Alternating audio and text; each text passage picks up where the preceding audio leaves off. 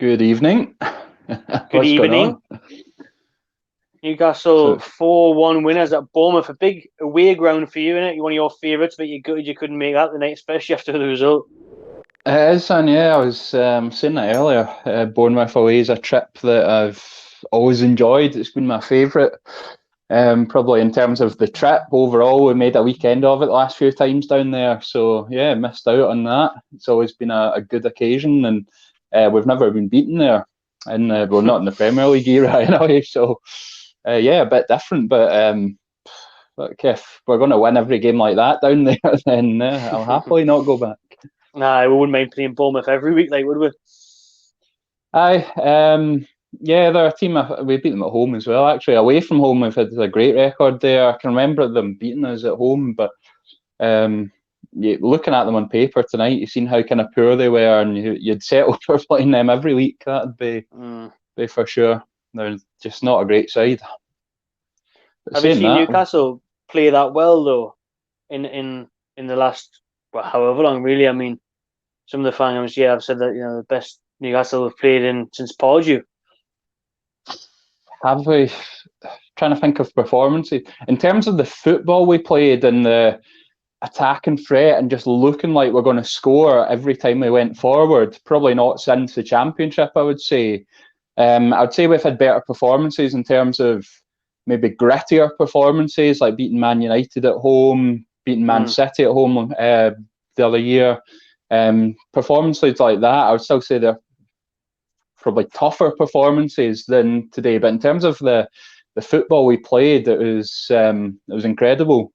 Every player was brilliant. The movement, and it didn't seem like a Steve Bruce performance. I've got one of these here, a PlayStation controller. It didn't seem like it was Brucey in charge. I think someone was sitting at home playing on one of these. Because the football, the wee 1-2s, hold down L1, pass it, get back. It was FIFA football today. It was. It was. It was not what it was the best performance under Bruce, without doubt. The only one that I would say could rival that was maybe West Ham away and played Yeah, down there. true. That's probably the closest to today, but everything was just spot on. The lineup was quite interesting, I thought, because he'd put Longstaff further forward, which I think that showed Sean Longstaff probably where his best position was. Even in the 25 minutes or whatever it was that he played, he just looked so much more comfortable than he has in any of the other performances he's made. Got the best out of Shelvey as well. I thought Shelvey was unbelievable today. I know St. Maximum you'll probably say was man of the match for getting 3 assists and was a close to a 10 out of 10, but Shelvey was brilliant as well. I thought he was probably up there as one of our best players.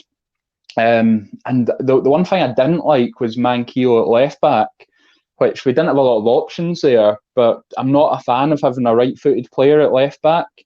I think you've got to be a real good sort of footballer because you need to go both ways when you're on your weaker side, and I don't have that confidence in Manquillo doing that. But I thought Manquillo was excellent as well, and maybe didn't give much of an attacking threat, but defensively was great. So everything he sort of changed kind of worked. And then the big one, I think, for me was Joe Linton. I think we've seen today where his best position is.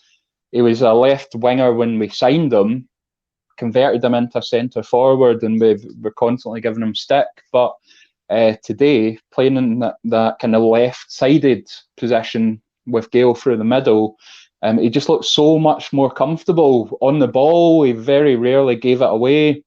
He even done a wee back heel, if you remember it, in the middle of the park as well. You can see his confidence is there. So hopefully we'll take some lessons from that and maybe figure out that that's probably the best place to play him if he is going to play.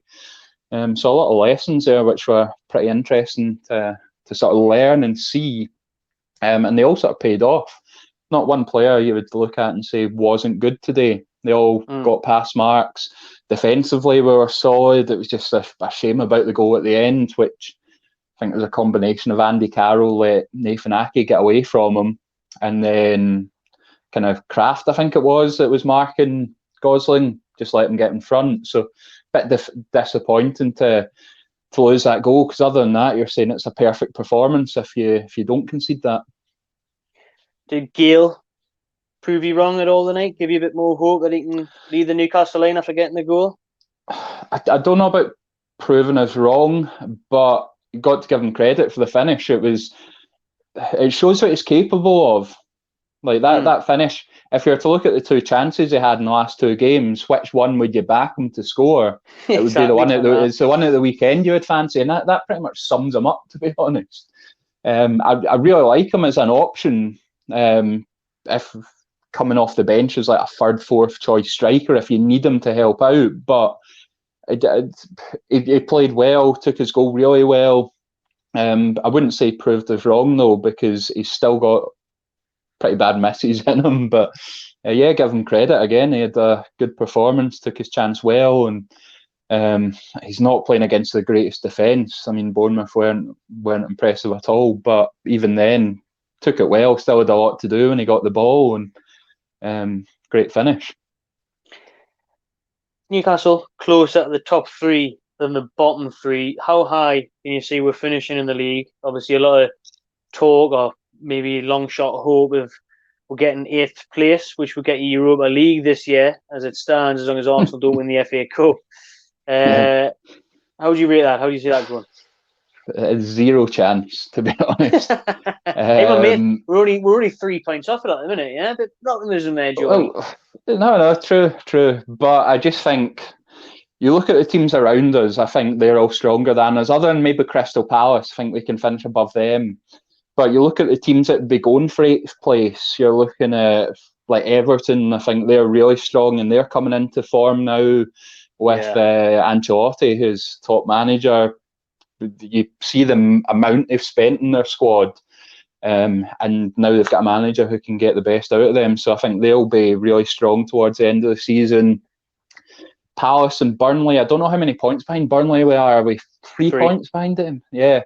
We can overturn that. We can overturn Palace, but kind of other sides around that, like even Tottenham are down there. You're not going to compete with them. So, and we've got 3 tough fixtures. I think we've got 3 games that probably are winnable.